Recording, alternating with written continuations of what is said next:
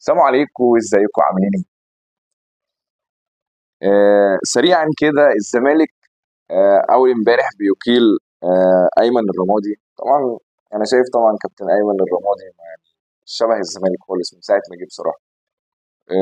مش لان هو مدرب مش كفء، بالعكس هو مدرب عبقري جدا ومدرب يعني انا شايفه هيبقى ليه مستقبل كبير جدا مع انديه، ولكن مش انديه جماهيريه. يعني انا شايف كابتن ايمن رمادي يعني في فرق زي سيراميكا وزي فاركو، زي مع احترامي ليهم جميعا طبعا، ولكن الفرق دي يليق عليها زي كابتن ايمن الرمادي. ولكن فريق زي الزمالك، في الزمالك الاهلي بيراميدز اسماعيلي مصر اتحاد، الفرق الجماهيريه دايما او الفرق اللي هي عندها لعيبه نجوم بتبقى محتاجه مدير فني اجنبي، ما يبقاش عنده يمر حميني زي ما بيقولوا يعني.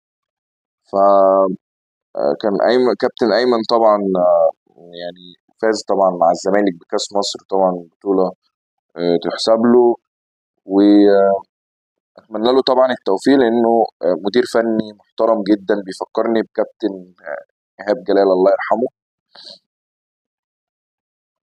وان شاء الله ربنا يوفقه في الخطوه القادمه ليه باذن الله.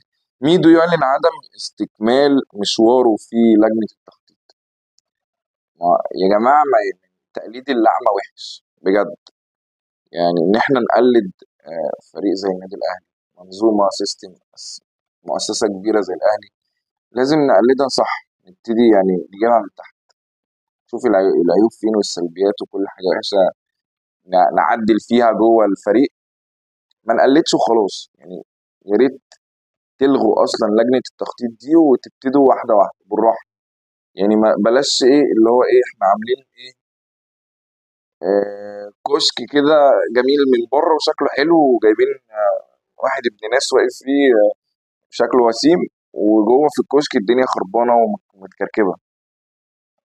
فده طبعا مش حلو، ده مش جميل يعني. فالتقليد وحش.